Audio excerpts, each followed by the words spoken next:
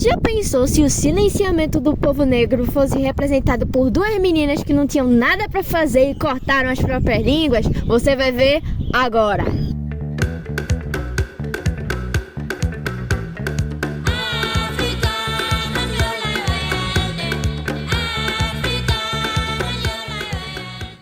É dessa forma genial que o escritor contemporâneo Itamar Vieira Júnior, que é geógrafo e doutor em estudos étnicos africanos, mostra uma das situações de opressão apresentadas no romance Torto Arado. E esse querido livro, que já ganhou 3 prêmios, Leia, Oceano e Jabuti, está disponível em 27 países e está sendo produzido pela HBO. Sem falar que é um romance polifônico. Vai ter períodos em que uma vai falar um pouquinho mais que a outra. Se é que podemos dizer que uma pessoa sem língua pode falar. Mas ele é dividido desta maneira. O livro se passa na década de 1970, numa pequena fazenda chamada Água Negra, lá na Chapada Diamantina, na Bahia.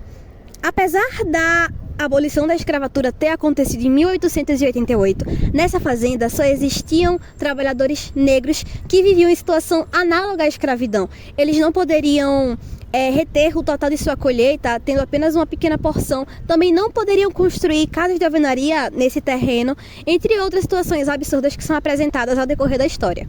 E essa história, como é que ela começa? Se inicia com 2 irmãs, Bibiana e Belonísia, que depois de um incidente, que já foi contado no início, elas se tornam uma parte da outra. Foi assim que me tornei parte de Belonísia, da mesma forma que ela se tornou parte de mim.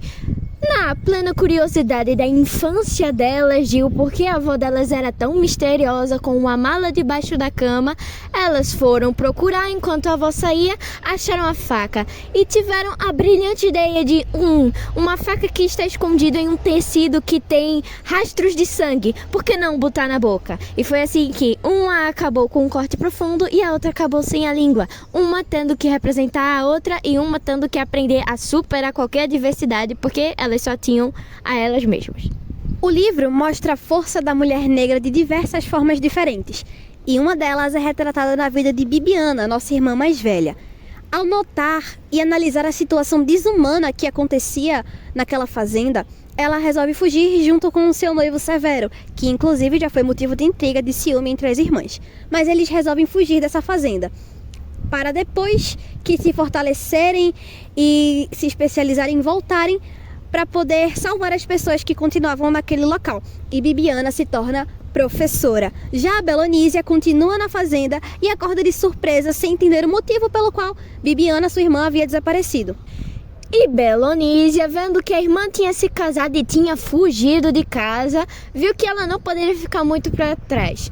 Viu ali um cara que tinha idade para ser pai dela, dando uns flertes, chegando pertinho dela, até que ela se casou. Mas aí você chega no livro e vê ela agradecendo a Deus por estar muda, porque segundo ela não teria palavras diante daquela pocilga que era a casa dele. E a partir daí ela tenta ser a esposa perfeita, cuidando de tudo. Ninguém sabe como ela consegue resolver aquela casa. Só que aí começam as agressões verbais. Tobias fica se achando demais e reclamando. Muito sal, pouco sal na comida. Até que ele tenta levantar a mão contra ela. Mas ela, neta de Dona Ana e filha de Salu, só olha pra ele e ele para na mesma hora. E é assim vemos que Belonísia tinha muito poder. Até que Tobias vai para 7 palmos debaixo da terra e ela levanta a casa dela com as próprias mãos. Olha que a mulher constrói a casa dela do barro e vai viver, porque ela se apegou mais ao jardim do que ao marido. A violência doméstica também é retratada nesse livro, através da vizinha de Belonísia, Maria. Em uma das situações de agressão, Maria foge até a casa de Belonísia e pede por socorro com alguns de seus filhos, porque o marido dela ia matar ela. E Belonísia, mulher forte como ela, se levanta com a faca que está rodando esse livro inteiro e vai até a casa de Maria e ameaça o marido dela e simplesmente expulsa o homem de casa. Apesar de ter perdido a língua, a gente vê que Belonísia não perdeu sua voz e era uma mulher extremamente posicionada e forte. Essa obra ela também consegue trazer um enfoque não extravagante, mas uma boa percepção de como era a vida deles lá. Tanto pelas roupas, as mulheres são descritas com seus vestidos longos e com seus lenços na cabeça, quanto também pelas comidas, seja em tempos em que a colheita estava abundante, ou seja, em momentos de seca ou de chuvas extremas.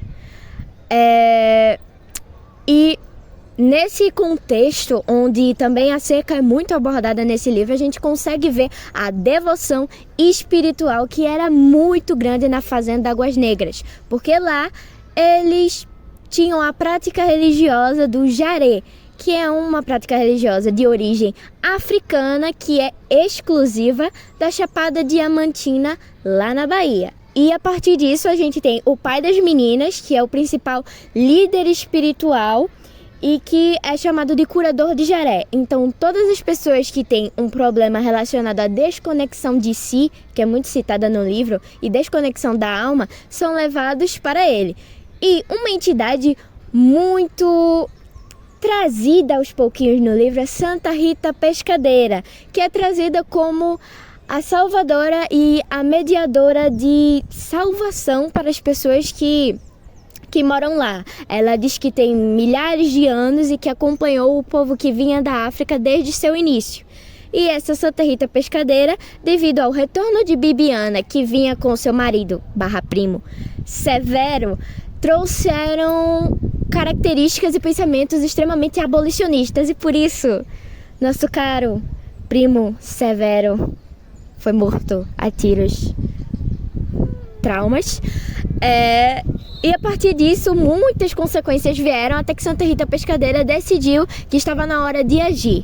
E a partir disso, ela se incorporou em Bibiana e em Belonísia e assassinaram o proprietário da fazenda com a faquinha lá do início, que estava restringindo a população de Águas Negras. E no fim, vem a frase: sobre a terra há de viver sempre o mais forte e o que tem a maior faca. Muito além de um romance, este livro é uma obra genial, pois retrata, além de uma situação fictícia que aconteceu na década de 70, também retrata a vivência e a atualidade de muitos jovens negros no Brasil e em outras partes do mundo. Nós temos a figura da faca como instrumento utilizado para silenciar, mas nós vemos a reviravolta que acontece no livro, quando a faca, instrumento usado para ferir, para decepar, para silenciar, é utilizado como forma de defesa, como forma de mostrar o seu espaço e o seu lugar na sociedade. E vemos que, assim como o grito de independência ou morte,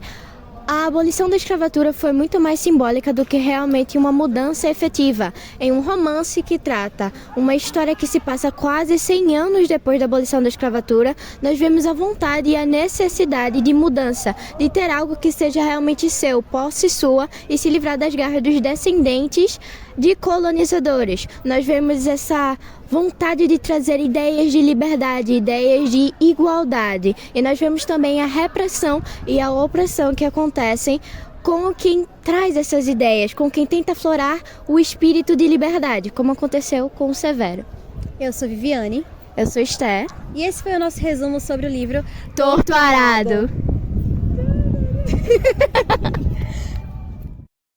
A violência doméstica também é retratada nesse livro. E é retratada através da pessoa de Maria Cabocla, que era vizinha de Belonísia. Maria Cabocla. E uma... Maria. Não, Cabocla.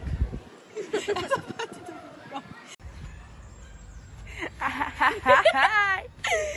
Olha o céu lindo. O vídeo ganha 20 minutos a mais.